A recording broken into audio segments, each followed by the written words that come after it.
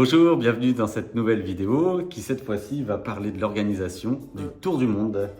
Effectivement, on a eu pas mal de questions sur Instagram autour du budget et savoir comment financer un tour du monde. Donc on va essayer d'y répondre au mieux et le plus précisément possible. Ouais, alors c'est vrai qu'il y a plusieurs manières de le faire. Il y a des gens qui économisent, il y a des gens comme nous, on a décidé de vendre plutôt notre maison parce que on a fait venir un agent immobilier qui a fait une première estimation sur notre maison en fonction de soit la mettre en location ou soit de la vendre. Ouais. Alors c'est vrai que la location, ça aurait été un bon compromis pour pouvoir garder notre maison, avoir un pied à terre quand on va rentrer. Et finalement les calculs ont été vite faits puisque grosso modo si on la met en location, le loyer qu'on va récolter aurait servi à payer nos traites en fait mensuelles. Et du coup on n'aurait pas eu de quoi vivre sur le tour du monde. Donc c'est vrai qu'on a fait le choix de vendre notre maison. Alors c'est toujours compliqué, nous on a fait construire notre maison il y a 6 ans et forcément on y est un petit peu attaché, mais c'est vrai qu'avec Jérémy on a la chance aussi de ne pas être matérialiste et de ne pas trop s'attacher aux objets. Donc voilà, vendre la maison pour vivre une expérience incroyable, on n'a pas hésité une seconde. Et donc justement concernant le budget global d'un tour du monde. C'est ça, donc on a un petit peu encore été sur le tour du mondiste pour essayer, tour du mondiste, plusieurs sources sur internet et autres. À contresens aussi. Voilà, beaucoup, et qui nous a permis un petit peu de budgétiser via le coût sur place dans les différents pays qu'on va traverser, que vous avez déjà vu sur notre itinéraire.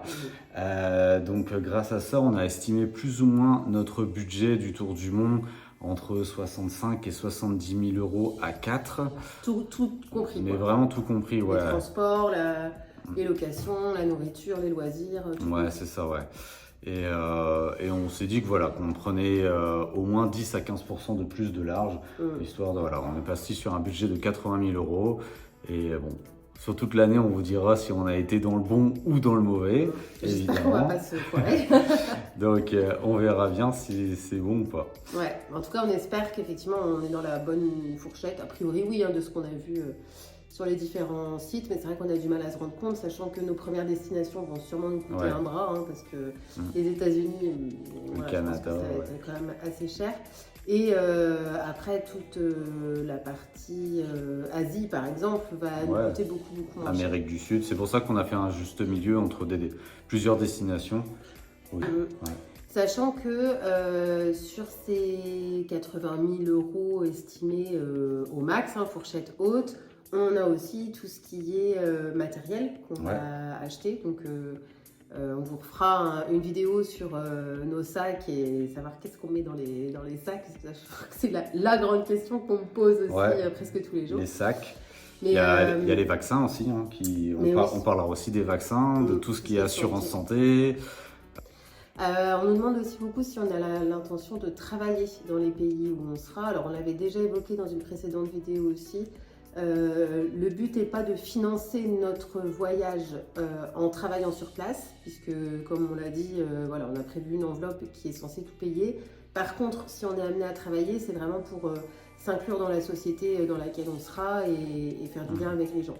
Ça peut être travailler en woofing par exemple en Australie, comme s'investir dans des associations un petit peu partout dans le monde, mais c'est absolument pas dans un but pécunier, quoi. C'est vraiment dans un souci d'intégration.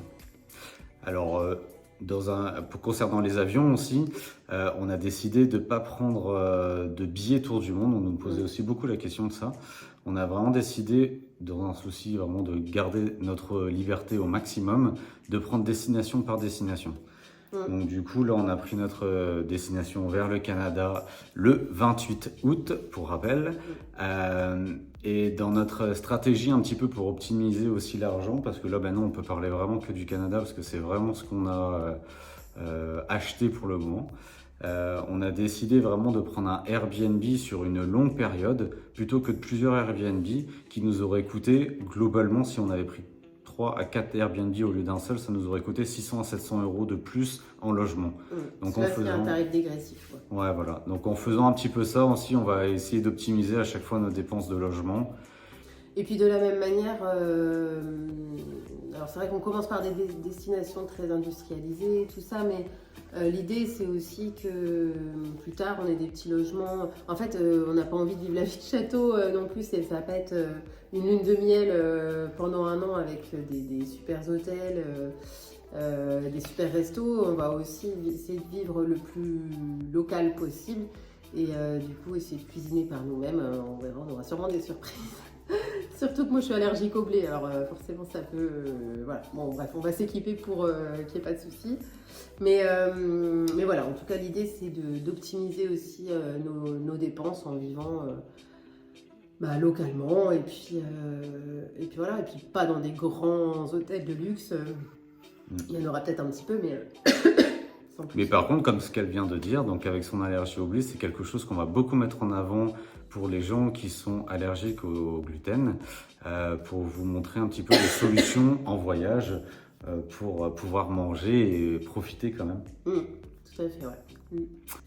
Voilà, on espère avoir répondu à vos questions autour du budget et surtout n'hésitez pas si vous en avez d'autres à les laisser dans les commentaires.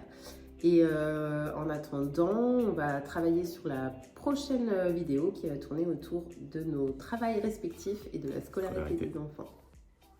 À bientôt. Salut!